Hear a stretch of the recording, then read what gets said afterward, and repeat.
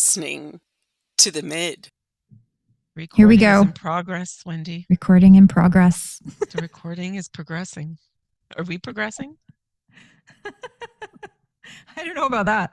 Is that a deep question? Are we regressing? Yeah, maybe. All right. Someone's about to turn 50 in only a few short hours. Like, really? 8, 7, 5 hours? Am I right? I have to count on my fingers. 7 hours and 19 minutes. I think you're turning 50. I might be awake because, we're almost 50 and nobody sleeps anymore. I know. That was me last night. I could not for the life of me. I was so tired. And I tried, we were bagged. So we go to bed. It was a little bit late because we went snowboarding. Went to bed at 10, which is quite late for me. And I'm laying in bed and bagged, totally tired, can't fall asleep because everything that's going through my head is, don't forget what the instructor told me. Oh my God, I booked a lesson on Monday and Chad and I had plans because we're off on Monday and yada, yada, yada. It was like this whole just anxiety shit. But that happens, right? Like my brain just doesn't shut off at night. No, it's like I was just telling you. I woke up I thought I had a full night's sleep at midnight. I woke up wide awake thinking about you guys coming here and what did I need to prepare and what do I need to do before work, after work. It's never stopping. Our brains never stop, sadly. Never. We need to have somebody needs to bring up a topic of menopause at some point. I think we should do menopause, yes, but we should also add men into the mix because we have, and I'm shocked about this actually, our demographic is pretty split. It is. And I really thought we were going to be women appeal, and my friend that I was just telling you about, who's been listening to the pod, shout out Darren, said that he was surprised at the topics because he thought it would go more in that direction, but that other than the vulva comment in our first episode, he's like, it's been pretty. And he goes, I wasn't aware of that surgery. I'm like, because I don't know much about vulva reconstruction. Wendy didn't actually have it. No. Let's put that out there right now. No, I have not. Not yet. Anyway, so you're good. Yeah. You're almost 50. Yep. Do you have any words of wisdom to leave us with as you exit the 40s and enter into the 50s? Now that you're so much older and wiser than me. You know what? I would say probably the best feeling about getting older is not giving a shit what anybody thinks anymore. I love that freedom. Yeah. I don't even care. For sure. I was explaining that freedom to my daughter recently. And I said, that is the best thing about getting older. I said, progressively, as we progress, you give less of a fuck as you go along. And I said, that's a really beautiful thing about getting older. Because she was describing not caring about something. And I said, this is the best part. Yeah, it really is. It's just so freeing. Like you just do you. It's good. So no, I'm good with it. I'm good with 50. Bring it on. I'm over my little depression about it. It's fine. I think that just is going to come. Like as we age, you're going to have moments where it's like, I'm dealing with hip stuff right now that I should be dealing with in my mind when I'm 80, but I had early onset arthritis. So I'm dealing with hip issues. Will I need a hip surgery? Will I not? When will I need it?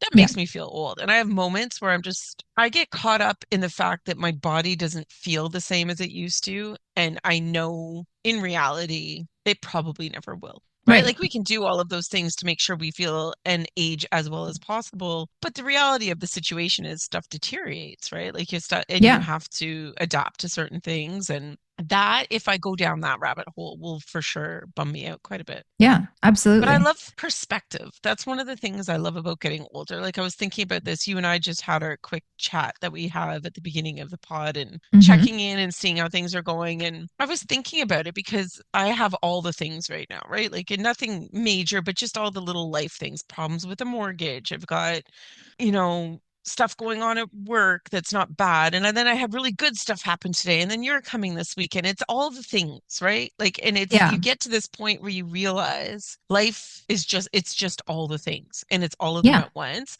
And how do you not let the less pleasant of those things get you down? Take over. And take over your focus. Exactly. And how do you allow it just to be all the things. It's a lot about allowing, just allowing it all Yeah. and recognizing like this is why life is beautiful is because it is all the things, not because it's always great or I'm looking for the next great thing. It's because it's the good and the bad mixed into one. And within the last 24 hours, I've had like the roller coaster of it all. Yeah. And I have the ability now at very close to 50 to sit back and go, that's all the things. And that's what it Yeah. is. Absolutely. I don't think you can fully appreciate the good things without some of the bad things, right? Like No, you need it all. you need it all, whether you like it or not.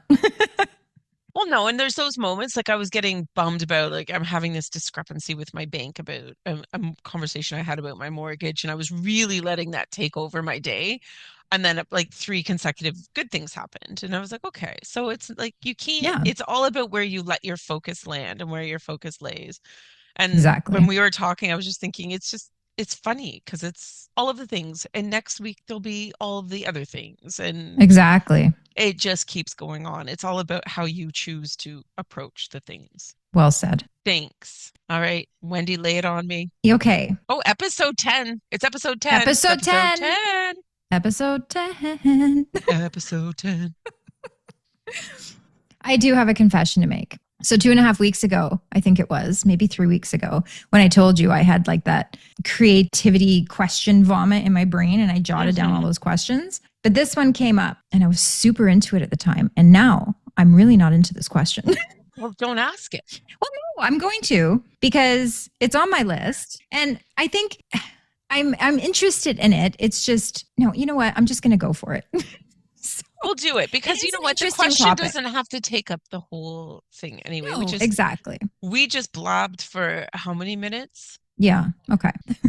So I am interested in this topic. It's just, I was just questioning its. Don't downplay it. It's going to be brilliant. Tell me. Okay.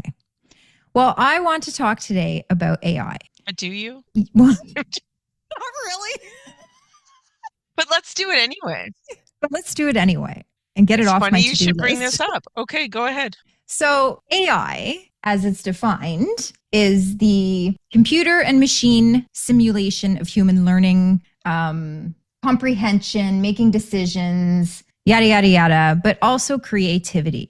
So specifically creativity is what I'm interested in because there are pros and cons to it. And I want to know your thoughts, like your views on creativity in AI, whether, you know, like from art, writing, all of that, even music, writing music. Do you think it's a positive or a negative or both? Oh, well, so interestingly enough, as you're bringing this up tonight, I was getting out of the car at the very beginning of an interview I actually wanted to listen to on the CBC with an artist that is part of an art show at Christie's, like massive gallery very soon, and that art show may be shut down because there was an open letter written by all the artists because Christie's is allowing AI generated art into this gallery show.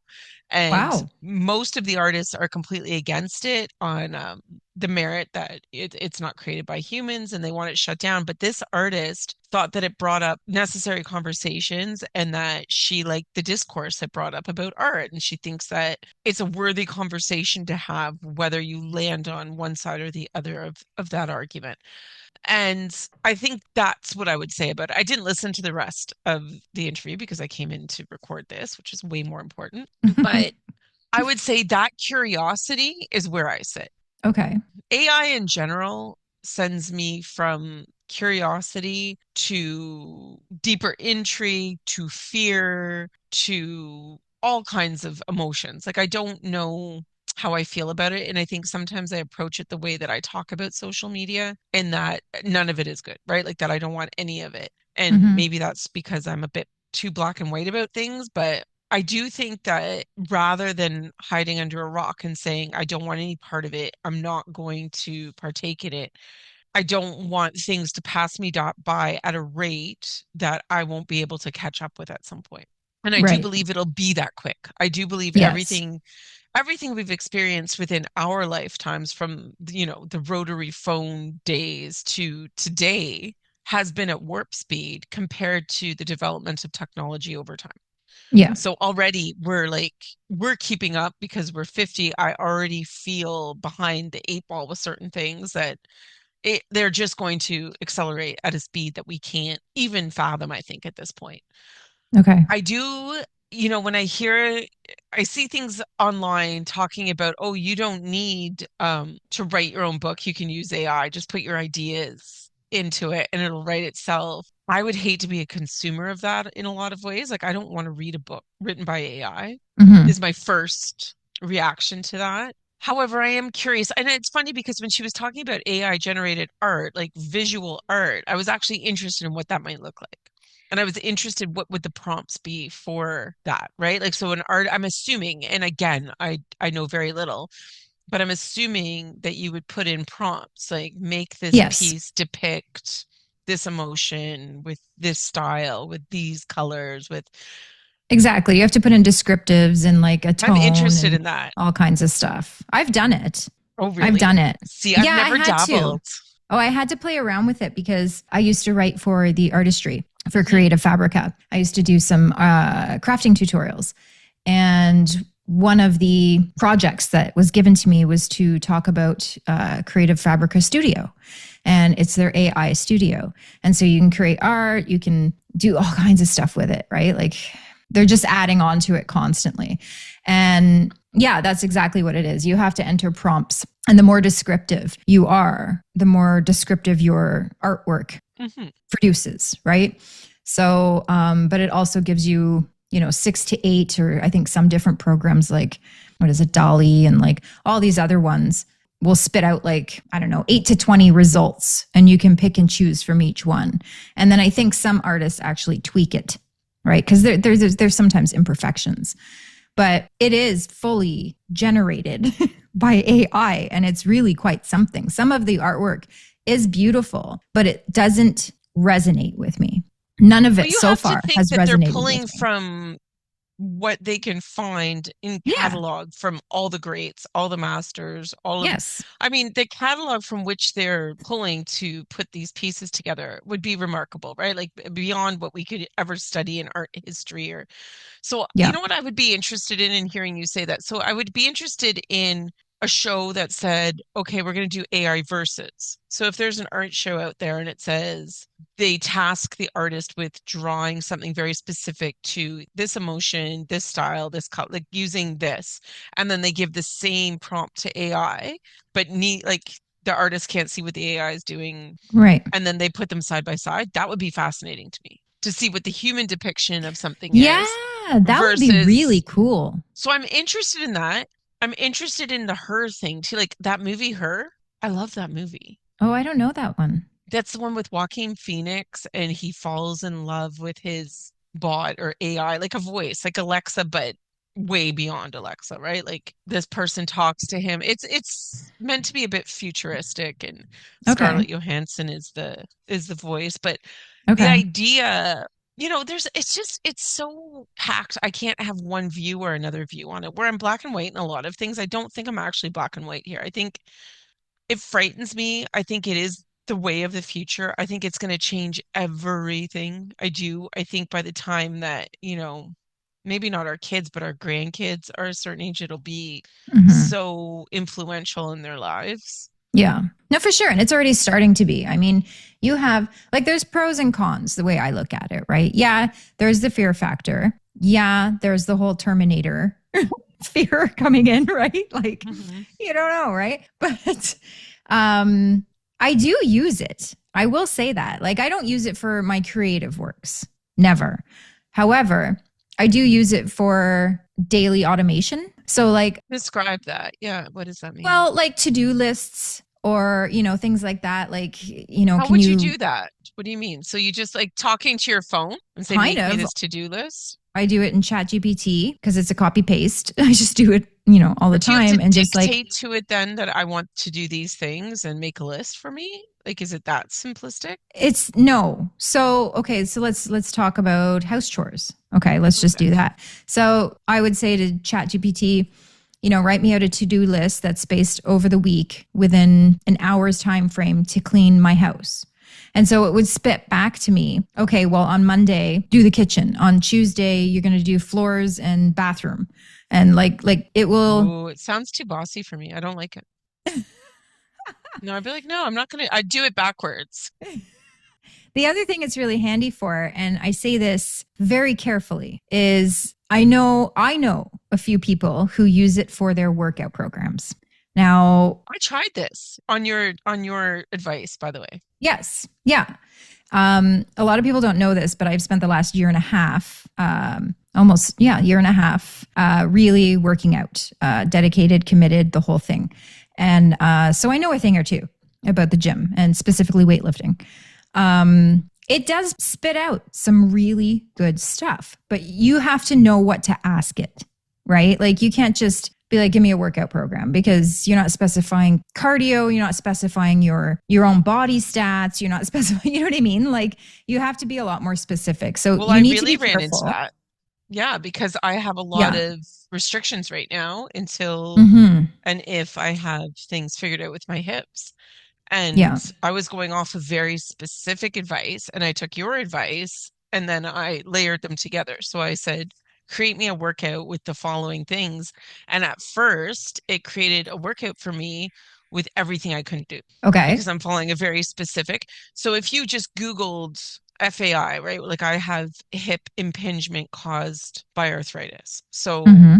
there's exercises and there's different schools of thought on those exercises that I should do and shouldn't do. So Yeah. because that was so specific, I had to add so many other indications, right? Like I had to say, Yes. okay, but then remove this and then add this and then it eventually came out with something that I thought I could work with. But it wasn't just, you can't just, to your point, say do this for me.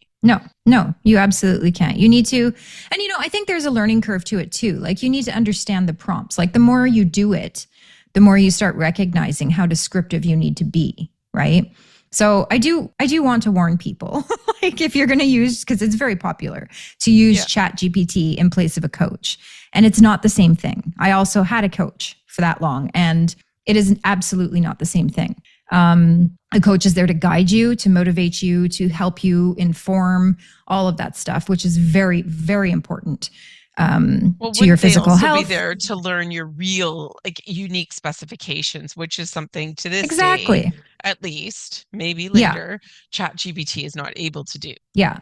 Absolutely. But that being said, a lot of people cannot afford a coach. And that's where Chat GPT can come into play. But just be warned, please be very, very specific to your individual needs. I do like that it can produce new art forms. But as I said, to this point, I still haven't seen something that truly resonated with me that I'd want to hang on my walls. I wonder about music because I haven't actually like, and this is I have just recently, I should say this. I have just recently opened my mind a bit to not chat GPT, but to AI in general.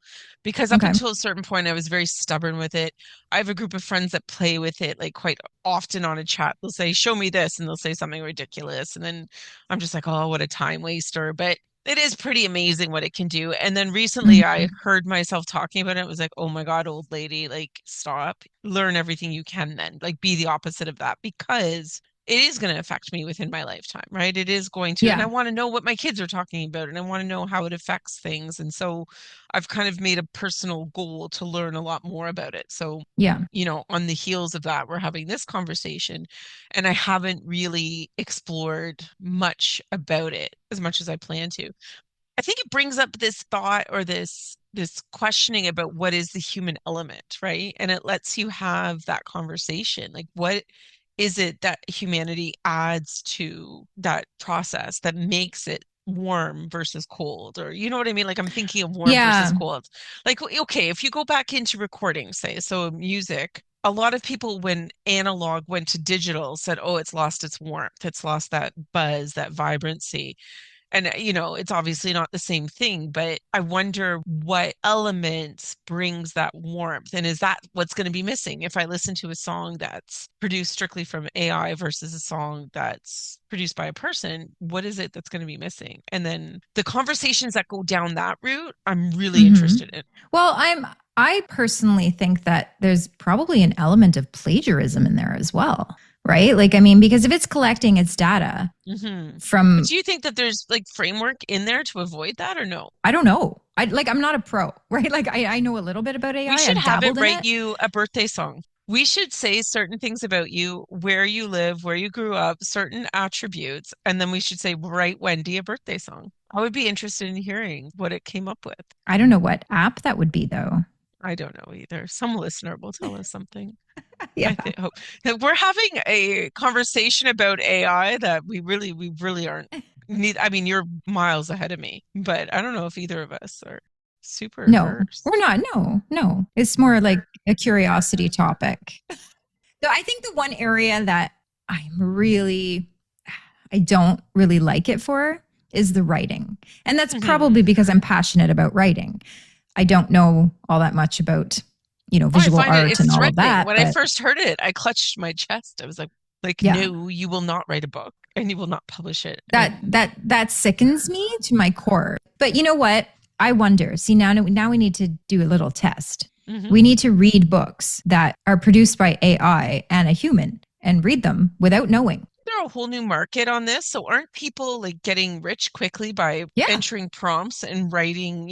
I think what I've heard is it's more around romantic fiction because there's such a formula.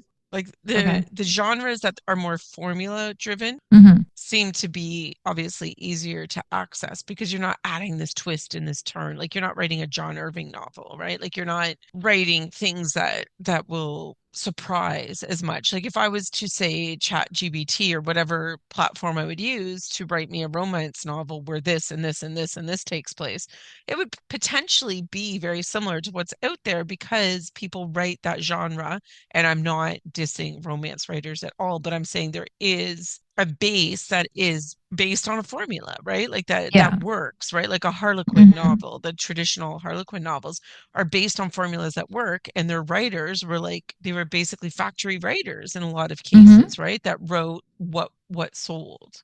So I'm Yeah. thinking there's some genres that it would be harder to tell what was AI versus what was a human. Probably. Now I want to play with AI. I think we need to have a part two of this after we know, but seriously, now I'm Maybe. thinking about it. I don't regret my question anymore. No, it is. It's super interesting. And I think the conversation and the discourse, like this artist was saying, that it opens up, you can't be fearful of that because it literally is happening to us. It's happening all around us. So you have that option to be like I was about it and be like, I don't want to hear about it. I don't want to partake in this and I don't want to, but Hmm. it is it poses this huge question about what we as humans add to art, what we add to process, like what we add to all of the things that we're now asking a Yeah. computer to do. Because I cannot imagine, I have not read an AI book, but I cannot imagine like having the same feelings evoked as like reading a horror novel, that is written by a human that I absolutely love versus an AI one. Okay, I have it. What we're going to But do. I think we have maybe March or April. I'm yeah. going to we'll do this to each other. We're going to have an episode that's just on testing each other. Can you detect the AI? And we'll do it in music. We'll do it in reading, like writing, Yeah. and we'll do it in art, Okay. right? So Yeah. we can even do like a live, not live, but A a Zoom video. call. Yeah, a video. Yeah. Thank you for finding that word. Um, and then we will do a test each other on can you spot the AI? Oh, I I think like that's yeah. this. And that's what this will lead to. And I really think like the more I learn about it too, it's gonna open up that discussion or that deep delve into what is it that we're looking for when we say I'm looking for the human version versus the AI version. Yeah. I It's like super this. interesting. Like it's really interesting. I'm also glad I'm 50 because I don't want to be alive longer than 30, 40 more years. It's just Really? too much. Yeah, it's too much. I don't ever want to go. Oh, I'm okay. Like honestly, I'm a little tired as it is and like this just the landscape right now. I'm not going to get political. I'm not going to get, but I just don't know what we're living through right now. I just don't know. I think that the whole world at this moment, unless you're a fierce right-wing conservative, is on edge. Hmm. And I think adding something like AI to the mix when we're living in a world that feels like we are now dealing with the largest superpowers leader. Is he AI? Is he real? Is this all actually happening? Are the things that we're listening to like I can't go through a news cycle without gasping and like wanting to vomit. So if it's gonna get worse from here or it's gonna get more spun out of control, fuck, I Well, can't do it's another. progressing daily, right? Like I swear to God, it's progressing daily because I've seen ads on Instagram, like as I'm scrolling, whatever, and it'll pop up and like Morgan Freeman's talking. But then as I listen, because it's Morgan Freeman, they confess. Morgan Freeman, who is not Morgan Freeman, confesses and says, I am not really Morgan Freeman. I am AI. But I swear, I was listening. I was captivated because, oh, it's Morgan Freeman, right? Like it's crazy the way it is imitating. I've heard instances where AI is imitating like actual musical artists, creating songs and stuff. Like it's In the key of Pearl Jam or in the, you know what I mean? Like, is that like, but like no, like sounds like them. Like yeah, people that's what I'm are, saying. Like, create a new song. yeah, Ugh. And we are still analog. In my mind, like my brain is still analog. My brain is still from that time of that discussion, like I was describing earlier, about not wanting to go digital, wanting to stay analog. Like that's my brain. My brain doesn't want to adapt to technology necessarily, right? Like there's, okay. Mine I does. fight I with like that. Yeah, no, technology. you are. You're more sci-fi. Like you're more, Yeah. and your work has asked you to do that. I have never like where I'm working right now is probably more rudimentary when it comes to technology than anywhere I've ever worked. And I've had to get good with that because I've tried to introduce more technology and it hasn't gone well. But the Okay. sector I'm in alone doesn't ask for that much technology, right? Like it really Okay. doesn't. There's some things, but it really doesn't. But you've literally worked in the worlds. Advertising has a lot of AI now. Yeah. Yeah. Yeah. So Meta you've ads, probably, like everything yeah. has AI assistance or capabilities within their, creative building for your ads and stuff. Well, and honestly, I'd like to know the implications or the applications, I should say, of how I could use it at work because maybe it would help me. Like, I don't spend a lot of time on our fundraising. Maybe it can help me fundraise. Maybe it can help me do the things I that I think it don't could. that are non-human, right? That don't need the human workforce behind it. Because some of the things when I'm helping someone do care planning, when I'm helping someone navigate the system, I can't see how I could use AI for that. And that's fine. That's what I love to do in my work. Mhm. Advocating for someone, I don't know how I would use AI. And I wouldn't want AI to take that part of my job over, but I would love for AI to take the part of my job over that I don't have time for. So Right. I'm open to it. I'm also fearful, and I'm also a bit of that old analog brain. Yeah. This is a time to feel your age in a way, right? Like, really, Yeah. like you have to kind of grapple with those parts of you and understand, okay, well, I'm over here with this because of when I grew up. Like, I still very much see us as kids of the 70s and 80s, like Yeah. popsicles and flip-flops and running around and Barefoot jelly shoes, your barefoot, sweaty, my leathery leathery feet. feet. Because you literally were a Flintstone going around. Like so I don't know. Everything like we're talking about is going to become more retro, right? Like we're just going to be retro because Yeah. I don't know, I'm I'm okay a with bit that though. reluctant. Yeah, that's fine. I do have an issue with, Oh, what? no, here I go. Go I ahead. do, however, have an issue with feeling old in my kids' eyes, right? Like when they kind of like have to feel like they're slowing down because I'm not getting something quick enough that they automatically understand. I'm like, no, no, Yeah. no, no. And I think that's where I want to understand more too, is I don't want to be classified as this person that's like, what? Well, this is it too, right? Like it's going to be more a part of like our kids' lives than anything. So Our grandchildren are going to be calling us using their AI personas so they don't actually have to talk to us, probably. probably. Call Granny, AI, talking to some fucking robot. Yeah, I can already see Did you it. like the cookies? I can already see it. We're already memes. I know it. Cookies. Like I'm going to bake cookies. So if we're done, I have a bit of a confession, and I know you already know what this is. Yeah, I just want to say that that was a great topic. Considering we didn't know anything about it. I just want to say that I chose well, despite not feeling like I chose well, is what you're trying to say. I love you. I love you and your 50-year-old Anyway, ass. I tried. I'm going to delete it from my to-do list now, so No, my OCD can be put to rest. well, you tell your AI to delete it from your to-do list. I just want to tell you that this was a great topic.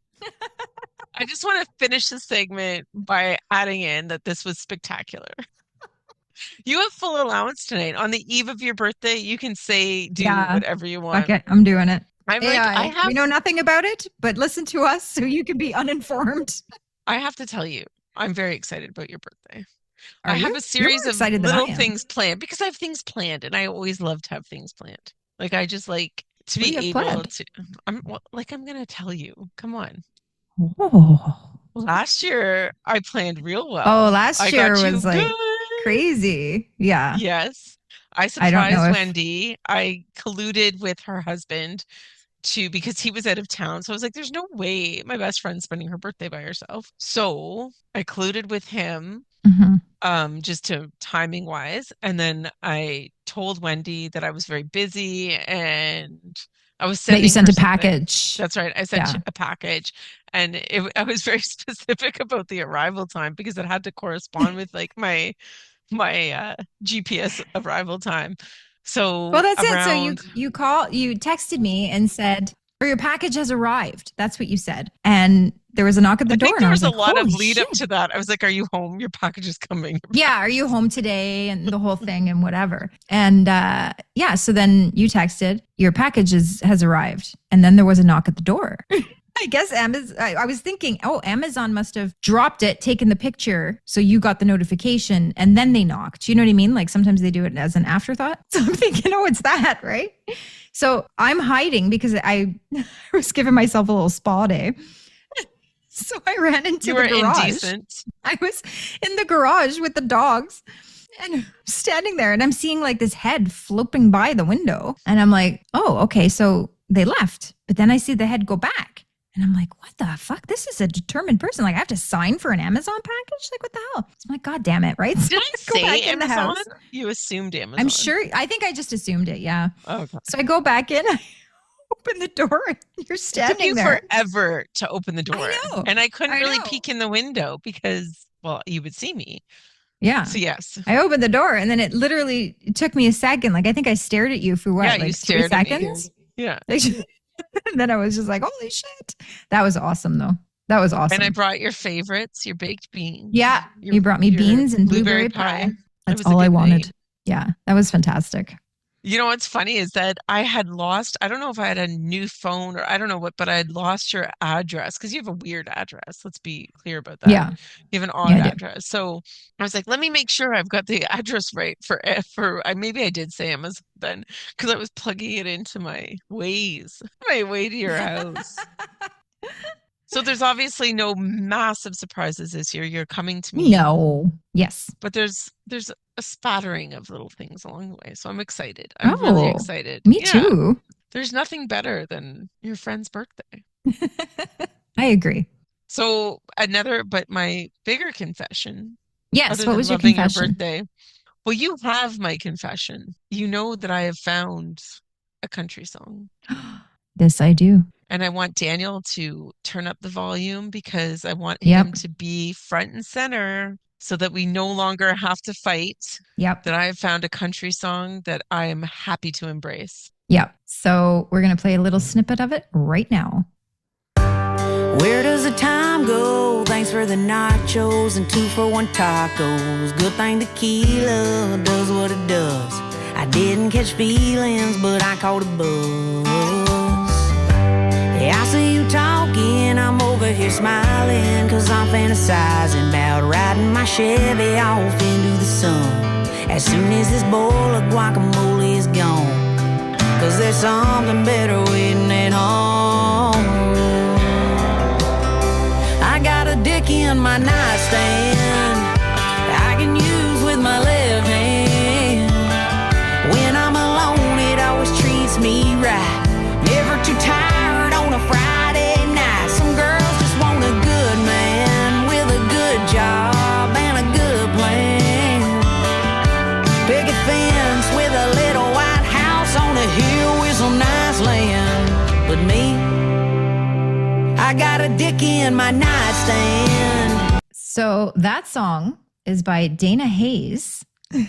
Phenomenal comedian. Like And comedian the extraordinaire. name of the song is called Dick in My Nightstand. When I choose to be on social media, I follow her pretty closely and she just cracks me up all the time. She's hilarious. She is just... Yeah, you've got me interested in her now. I'm going to be looking her up. Well, yeah, and my partner's a little concerned because all of my chosen comedians are lesbian or transitioning or like he's like, it's anything true. we want to talk about? I'm like, no, they are just the funniest. Like I'm a massive Mae Martin fan, as you know. I am a Tig Notaro fan. I'm a Fortune Feimster fan. I'm a Handsome Pod fan, and I am a fan of this woman, Dana. Dana She Hays. is... If that's how you pronounce her name. I can't imagine how else you would pronounce it. Well, it's Danae. I think it's Dana. I'm a fan of the woman who wrote Dick in My Nightstand. She's amazing and she's very human too. If you do start to follow, you see like she went through a breakup last year and she kind of brought that front and center and did like it just she's a good human. I like her as a human. And that song, when I heard that song, and there's a specific video of her singing that song to, I don't know if it's her grandma or who, and the face, it's just so good. It's hilarious. It's so good. Yeah. So now I have a country song I love. We've converted you. Well. So what do you have in your nightstand? A question. What's the question? Do you have a listener question? I do have a listener question. This question is from Erica from Ontario. Ooh, Erica from Ontario. She sent us a bunch of questions. So I just like randomly like scrolled down and grabbed one, like I pointed. So, and they're all good. Bring it. When the kids were younger, what was your go-to I don't feel like cooking meal that somehow still counted as dinner? I think it's what I just ate. So I got home late and I did cheese, crackers, and meat. Like a little charcuterie? Before charcuterie was a charcuterie, I was feeding that to my kids for sure. Okay. That's fancy. No, but they weren't like, they was literally goldfish crackers, a protein, like it was a carb, a protein, and a veg. That's all. That's what my brain went to all the time. It's like, okay, give them the carb, the protein, and the veg. What is your go-to? My dinner was one of two things. And most often when I didn't feel like cooking, it was Katie. Craft dinner. Good old for sure. craft dinner. I pulled the Katie out. And I'd put the hot dogs in it for sure. Ooh. Yeah, Katie and weenies, man. But other nights, and the kids got a kick out of it, we would do like, I'd call it like, oh, we're having breakfast for dinner. And I'd like throw on pancakes. Literally, it was just pancakes. I always made my pancakes from scratch. Oh, no. Ooh, do you want birthday pancakes? Oh, I wouldn't mind. So I've done a thing where I've been putting like pecans and coconut. Like, I mean, your toppings, you can choose them yourself, but like pecans and coconut and all these different things in my pancakes and blueberries. Oh, fancy pans, man. Do you want fancy pans? I want fancy pans. They're yours. You're having them. All right. Yes. My pancakes were, if the box didn't say just add water, they weren't going in the cart. Don't make me put it in the fucking egg. Way more children than I did. To be like honest, I don't know how you would. I would have had to make a triple batch of from scratch pancakes. That's it. That's a lot of eggs. Who could have afforded to? Who could have afforded to? Like that's back before you guys made money and. Yeah. No, we were on a tight budget back then, like very tight. Yeah, so you would have had to like do the. What's that terrible family that's now come out that they're like some cult, the Duggar family, where they have 18 children and counting, and they had to do all the casserole cooking, the tater tot casserole, like the super healthy tater tot casserole. You know what, though? I do love a tater tot. Well, to be fair, I really wanted to make the tater tot casserole because of my love of tater tots. Is there anything better than a tater tot, really? Crispy, mushy. Tater tots are perfect. Oh, they're so good. So thank you for the question, Erica. That's what we made. Well, you know what we should start asking is when people send in a question, please send us your answer too, because I want to know what she did. Oh, that's a really good idea. Okay, going forward, listeners, when you send us a question, there's a little homework for you. Please give answers to your questions so that we can know what you did. Yeah, we want to know the answer. We're curious too. More than just two perspectives, for sure. Yeah. Also, if anyone is interested in us talking about menopause, I'd like to know from what view. I think, we have almost 50% men listening. So is there something you'd like to know as a man? Is there something that you're questioning, that you don't want to ask your wife because she's afraid she'll beat you over the head with a stick because she's in menopause. Like, what Yeah. is it that you would, how to get through it as a man? Can we give you some hints? I Yeah, think that would absolutely. be, really valid. Yeah, for sure. And it's coming from both sides of two women who have actually done quite a bit of research on this topic. And Well, we have lived experience of nothing else. yeah, and in different phases of menopause. So Mhm. I'm full menopausal. I'm on the other side of it now. And you're Stop bragging, bitch. You're coming in. So we have different perspectives on that as well, I think, a little bit. So let us know. Well, and also I think the interesting thing too, like thinking about our mothers, right? And what our mothers grew up in that generation that were told not to take HRT because of all the study and Yeah. whatnot. Yeah. So like there is a lot that's changed, and Yep. my experience growing up with a mother that had a really wicked menopause probably changed some of my approach to it too. So there is definitely some interest there, but I don't want to exclude our male listeners from that. So I want to make sure we get in what they would like to hear. So if you are a male that listens to our show, please do let us know. Well, even beyond that, like I think it's a good topic for males to listen to so that you can better understand and support your partners or wives or girlfriends or whatever. And just be there and understand what we're going through because it's not easy. It's not just one person that goes through it, it's a family that goes through it. And I can say Absolutely. that from every perspective, from having a mother who changed dramatically through menopause, because it does cause personality changes. It causes all of these different symptoms in different people. It's a family affair, really. It is. It is. However we can approach that in a way from two people that are certainly not professional, but have lived experience. And I think that we would have something to say, but I think having like some male questions on that would be really helpful so that we can guide that conversation so it's good for everybody. Yeah. Exactly. Absolutely. So next week we're back with my question. Yes. And then we're delving into a guest. The following week on the 25th, we record with a guest that I'm really excited about. And then we also have our March guest booked. I think we've got some really provocative, interesting topics coming up. So please continue to tune in, continue to subscribe, continue to like what you like, and give us feedback. Wendy, housekeeping. So you have to whisper housekeeping. I want to whisper. I'm your AI list, but I'm going to be sexy. Housekeeping. So please send us your questions, comments, or anything else you want to send us. You can email us at themidconversations@gmail.com. Instagram and YouTube, our handle is @the_mid_podcast. And Facebook page is @midpodcast. And our website is themidconversations.wixsite.com/podcast. And on our website, you can actually subscribe and you will get an email notification every time a new episode is released. So please subscribe. I mean, this podcast is changing lives. It's changed mine. I'm now on Facebook. This is true. Congratulations. Oh my God, was that painful? But yes, I am. And yeah, there's that. Yeah. Mm-hmm. Well, thank you everyone for tuning in. Thank you, Wendy, for being here. Thank you for turning 50. Thank you for coming to spend your birthday with me. Thank you for all of it. Thank you for everything. No, thank you. Until next week. Until next week. We are the Mid. Dun, dun, dun. The Mid. The Mid. The Mid.